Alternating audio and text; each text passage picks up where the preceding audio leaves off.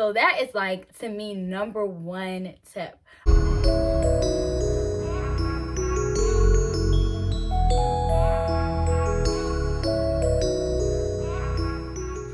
Hey guys, it's Jaya, aka That's So Jaya, and this is another episode of my authorpreneur videos. So I am doing this video. You guys have been blowing up my comments, and because I don't want this video to be too similar to another video that I posted on how to self-publish a book, this video is just going to be some tips on how to write the perfect children's book, okay? So I'm not going to say that my book is perfect, but it is. And I'm just gonna give you guys some of my tips on how I feel like why my book has had the type of success that it's had.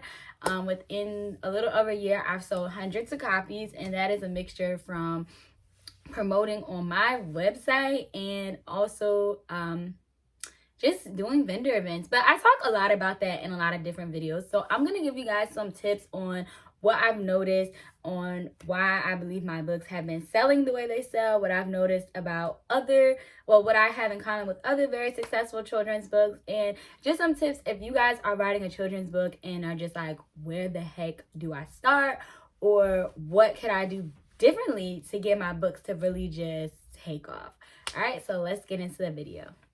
All right, so first things first, you guys have to remember that when you are selling to children, it is a completely different market than selling to adults. So I talk about my brother a little bit in different videos, but he has several books out, and his books are targeted to adults. He has a book that's like a journal, one that's like affirmations. So his cover, everything that he does is very mature, sleek, more of like an Urban Outfitters vibe. And then when I look at my books, they're like bright, colorful, kids, messy room, a bike, like toys. So I look at these things as like a comparison of when you are starting a children's book, the first thing that I feel like you need to focus on is the illustrations. But like, that is to me what is going to draw your book to what people are going to buy. Because when I'm promoting my book, one of my Facebook ads right now is just me holding my book. Before I even flip the book open, when I put my book down on tables, when I'm doing these vendor events, all people can see is the cover. And I definitely feel like the bright colors and just the different illustrations is what attracts people. Just like when you're in the bookstore, before you even open the book, you grab that book because you see the front cover. So I would definitely say that front cover, those eye-popping colors, is what's definitely going to make people want to click on your book, whether they're just seeing an ad on social media or they're just seeing a picture of you posting it, or like I said, you're at a book fair or an event. That cover needs to pop. Like, that cover needs to say, pick me up and check me out. So that is like, to me, number one tip. All right, so moving into like the next thing that you have to worry about is, of course, illustrations, but just the storyline. So make sure the story is very engaging, because the one thing about my books is, like I say, I target them more for like that preschool to like second, third grade, that early childhood under 10 years old, because these are the young kids. They want to laugh, they're kind of learning how to read on their own. So I don't use too much of big words, but it's fun. My books rhyme. So I think of Dr. Seuss. Everybody knows Dr. Seuss. As a young child, we all knew Cat in the Hat, Green Eggs and Ham, like all those little silly titles and all those funny words. The wording was something that we really liked. So for my book, because it is a rhyming book, I tried to pick fun words and things like that. So remember that you're grabbing the attention of a second and third grader. And if you do choose, to have a little more complex wording, then you might say like, okay, this is more something that a kindergarten teacher has to read to her students, because it may not be something a kindergartner could read. Make sure that teacher is able to read it, with enthusiasm, and the story is still very engaging. So my tip is to make sure it is engaging, because you are attracting someone that probably doesn't know how to read on their own yet, or this is something that their mom and dad are going to have to sit and read to them, or their teacher. So you really want to make sure that you're using fun words, little silly things are happening in the story. So that is also my third tip, is you want the story to be fun. So a perfect example to me of that story, I'm going to talk about a lot of books outside of my book, is Diary of a Wimpy Kid. So it's really silly, funny things happen. I was working at a middle school for a little over a year, and all the kids loved, like, you know, your Captain Underpants, your Diary of a Wimpy Kid, because they would read, and as they're reading, they would just bust out laughing. And I'm like, you know, so why are you laughing? They're like, oh, I'm reading this book. It's so funny. So I definitely feel like kids want to laugh. They want to have fun, because that's why they watch the TV shows and the movies that they watch. So a lot of people tell me about one thing about Jada and Jaden, The Great Big Messy Room. They like when when they get hurt in the story. Kids think it's so funny when he's falling all over his stuff. They think it's like, oh, it's I don't know. And it's, to me, sometimes you might think like, oh, it's the silliest little things, but them just tripping and doing silly things in a story, you want the kids to laugh. And I'm not saying that you need to be a comedian to write a kid's book. It's not that hard to make a 5-year-old laugh, honestly. Like, they laugh at the silliest things. So definitely make sure you have that funny, fun engagements in your book. Another thing that I would say is also make sure the illustrations are good. So colorful illustrations are really good. You don't really see many kids' books that are in black and white, because kids want to color. Kids like colorful pictures. Some books will literally focus, you have more of your picture books where there literally might be about 4 or 5 words on one page, but the kids like to just flip through it. I did ABA therapy where I wouldn't even read the book, and it was one of those huge Eric Carle books, and we would just talk about the book, even though there was probably like 4 words on each page. But I was working with a 5-year-old, and he just liked flipping through and pointing out the animals in the book. So sometimes if you are going for more for like preschool, toddler age, and you are more so focused on the illustrations, then that's also very important, because a lot of times kids will just want to flip through the book and they're not reading it, but they just like the pictures, the colors.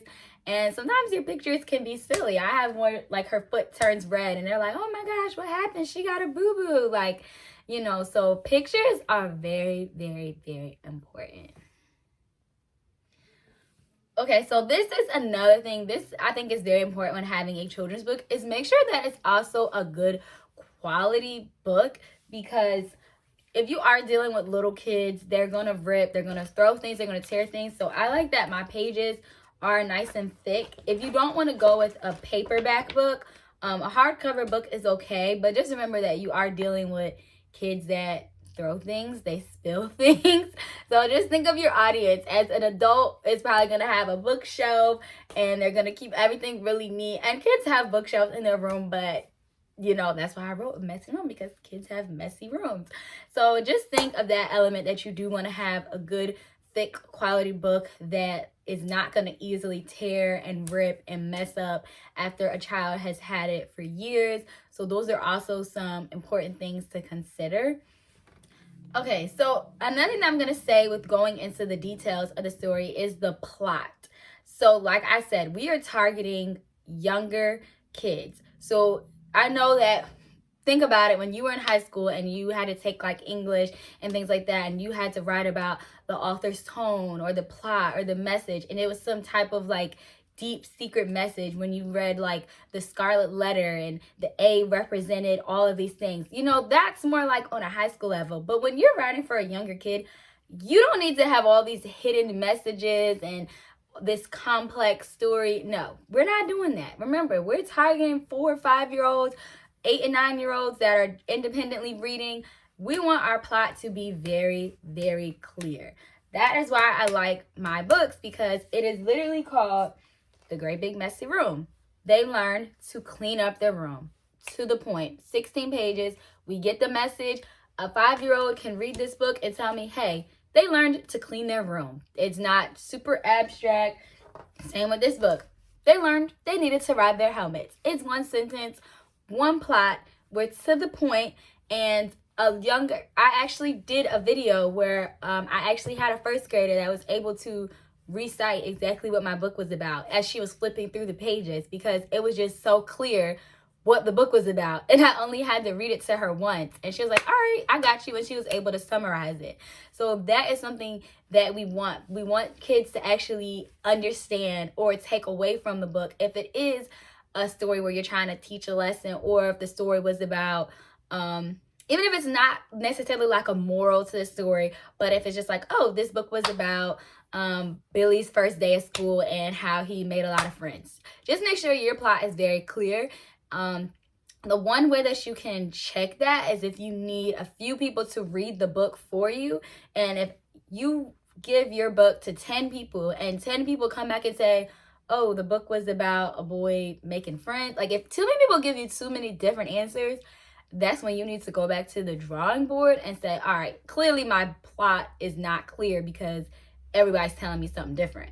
So just make sure you're thinking about that. We want to be clear, to the point, think of our audience. So yes. All right, you guys, so that was just a few of my tips on how to write a successful children's book. Like I said, I'm doing the authorpreneur series here on That's So Jaya. So if you like these author vlogs, these videos, please keep coming. I know you guys have been commenting on my Jaden and Jaden series Instagram page on different things you guys want me to talk about or things that you want me to go in depth about, and I love it. Like, keep the topics coming.